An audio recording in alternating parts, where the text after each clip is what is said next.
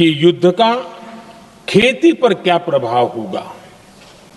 देश के किसानों ने हमारे अन्न के भंडार भर रखे हैं, इसलिए भारत के पास पर्याप्त खाद्यान्न है। हमारा ये भी प्रयास है कि खरीफ सीजन की ठीक से बुआई हो सके। सरकार ने बीते सालों में आपात स्थिति से निपटने के लिए खाद की पर्याप्त व्यवस्था भी की है। अतीत में भी हमारी सरकार ने दुनिया के संकटों का बोझ किसानों पर नहीं पड़ने दिया था। कोरोना और उस समय के युद्धों के दौरान उस समय भी ग्लोबल सप्लाई चेन में डिस्ट्रप्शन आ गई थी। दुनिया के बाजार में यूरिया की एक बोरी 3,000 रुपये तक पहुंच गई, लेकिन भारत के किसानों को वही बोरी 300 रुपये से भी कम कीमत में उपलब्ध कराई गई। अध्यक्ष जी, देश के किसानों को इस प्रकार के संकटों से बचाने के लिए भी बीते वर्षों में अनेक कदम उठाए गए हैं। पिछले एक दशक में देश में 6 यूरिया प्लांट शुरू किए गए हैं। इससे सालाना 76 लाख मैट्रिक टन से अधिक की यूरिया प्रोडक्शन कैपेसिटी जुड़ी है। इस दौरान डीएपी और एनपीकेएस जैसी खाद का घरेलू उत्पादन भी करीब 50 लाख मैट्रिक टन बढ़ाया गया है। इतना ही नहीं, तेल और गैस की तरह खाद के आयात को भी डाइवर्सिफाई किया गया है। ऐसे ही डीएपी और एनपीके के आयात के लिए भी हमने अपने विकल्पों को विस्तार किया है। अध्यक्ष जी, सरकार ने देश के किसानों को made in India nano urea का विकल्प भी दिया है। सरकार किसानों को प्राकृतिक खेती के लिए भी प्रोत्साहित कर रही है। पीएम कुसुम योजना के तहत किसानों को 22 लाख से ज्यादा सोलर पंप दिए गए हैं। इससे भी डीजल पर उनकी निर्भरता कम हुई है।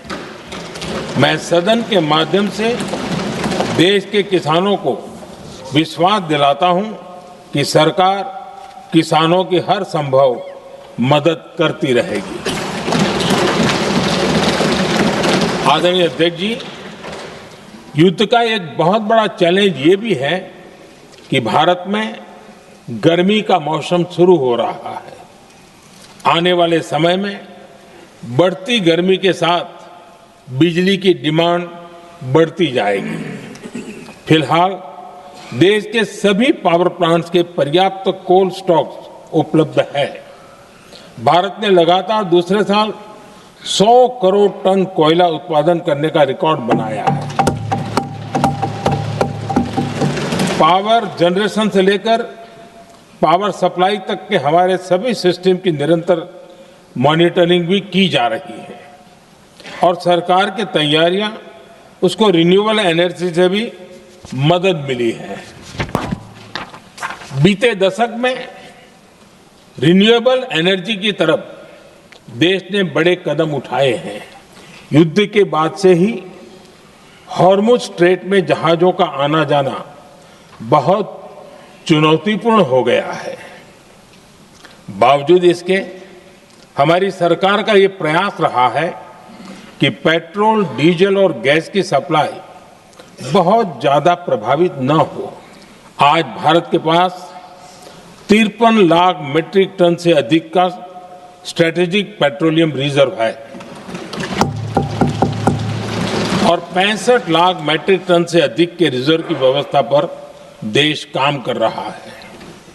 हमारी तेल कंपनियों के पास जो रिजर्व रहता है वो अलग है। बीते 11 वर्षों में हमारी रिफाइनिंग कैपेसिटी में भी उल्लेखनीय वृद्धि हुई है।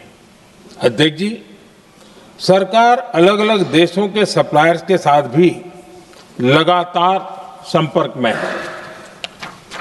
प्रयास ये है कि जहां से संभव हो वहां से तेल और गैस की सप्लाई होती रहे। भारत सरकार गल्फ और आसपास के शिपिंग रूट्स पर निरंतर नजर बनाए हुए हैं। हमारा प्रयास है कि तेल हो, गैस हो, फर्टिलाइजर हो, ऐसे हर जरूरी सामान से जुड़े जहाज भारत तक सुरक्षित पहुंचे। हम अपने सभी वैश्विक सहयोगियों के साथ निरंतर संवाद कर रहे हैं ताकि हमारे मैरीटाइम कॉरिडोर सुरक्षित रहे। ऐसे प्रयासों के कारण बीते दिनों हॉर्मुज स्ट्रेट में फंसे हमारे कई जहाज भारत आए भी हैं। अध्यक्ष जी, संकट के इस समय में देश की एक और तैयारी भी बहुत काम आ रही है। पिछले 10-11 साल में इथेनॉल के उत्पादन और उसकी ब्लेंडिंग पर अभूतपूर्व काम हुआ है। एक दशक पहले तक देश में सिर्फ 1-1.5% इथेनॉल ब्लेंडिंग कैपेसिटी थी। आज हम पेट्रोल में 20% इथेनॉल ब्लेंडिंग के करीब पहुंच रहे हैं। अगर रेलवे का इतना बिजलीकरण न होता तो हर साल करीब 180 करोड़ लीटर डीजल अतिरिक्त लगता। ऐसे ही हमने मेट्रो का नेटवर्क बढ़ाया है। केंद्र सरकार ने राज्यों को 15,000 इलेक्ट्रिक बसें चलाने के लिए दी हैं। आज की एनर्जी आज इकोनॉमी की रीढ़ है और ग्लोबल एनर्जी नीड्स को पूरा करने वाला एक बड़ा सोर्स वेस्ट एशिया है।